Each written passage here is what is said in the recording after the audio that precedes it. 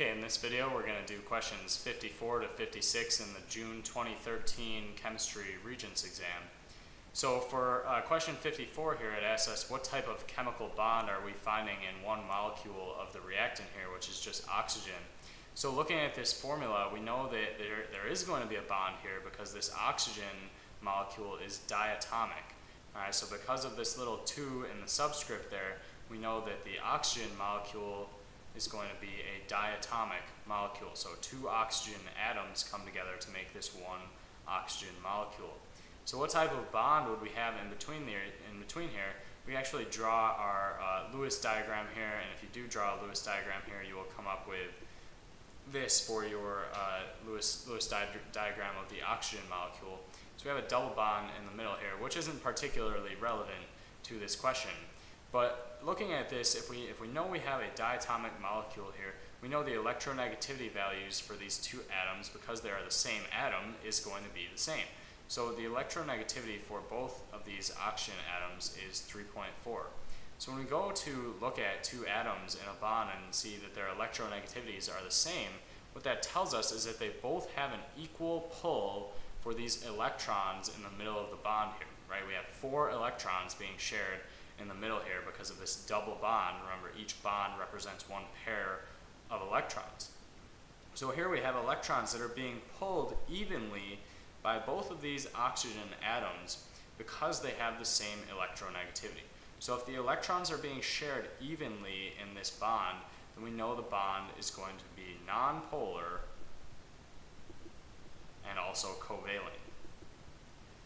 So basically, anytime you see 2 nonmetals being bonded together, you should know that it's going to be a covalent bond. And this one specifically is going to be nonpolar because the electronegativity values for the 2 atoms are the same, because again, they are the same atom. Okay, so for question 55 here, draw a Lewis dot diagram of 1 oxygen atom. So we just drew the diagram for the oxygen molecule, but for an oxygen atom, we just need to see how many valence electrons does it have. So if we look over at the periodic table here, we have oxygen, which has 8 electrons, but how many of those electrons are valence? Only 6 of them, right? Only the outermost shell, so that would be these 2 electrons here and these 4 electrons here, making 6 total valence electrons. So remember, only the outer shell counts towards the valence electrons total. So we have 6 valence electrons for our oxygen atom, so we can just put them around the outside here until we end up filling the 6 electrons that we have. So this would be our Lewis dot structure for 1 oxygen atom here. So remember, just even though oxygen has 8 electrons total, only 6 of those electrons are valence electrons, and therefore those are the only ones that are going to show up in the Lewis structure. So here we have the Lewis structure for the oxygen atom. And the last question here, question 56, why is energy absorbed during this reaction?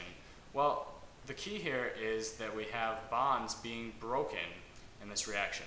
So in any reaction, the thing that's going to cause enthalpy changes or energy to be released or absorbed is going to be breaking or forming bonds. That's going to be a big part of enthalpy in chemical reactions. So here we have this diatomic oxygen molecule that we talked about earlier, and we're adding energy to that in order to form 2 separate oxygen atoms. All right, so basically what we're doing over the course of this reaction is breaking this bond here. We're taking this double bond between these oxygen atoms in this oxygen molecule, and we're breaking that bond up to form 2 separate atoms of oxygen in a gas form. Right? So because we're breaking a bond, anytime you break a bond, it's going to take energy to break that bond. Right? Bonds are strong forces of attraction between 2 atoms. If you want to break a bond, you have to add energy to do that. Because bonds are favorable energetically, that means that in order to break one of those bonds, you have to add energy in the process. And we can tell based on this reaction here that we had to add energy to break this bond. So anytime you're breaking a bond, that's going to be an endothermic process because you're having to add energy to do that. When you're forming bonds, that's a favorable process, so that's going to be something that's going to be exothermic. In other words, you're going to release energy in the process of forming a bond because it's energetically favorable. So here we know basically to answer question 56 in a short and succinct way, you would just say because we're breaking bonds, and in order to break bonds, it requires adding energy or an endothermic or absorption of energy, any of those terms that we've talked about with regards to energy. All right, thanks for watching this video, and we'll come back with question 57 next.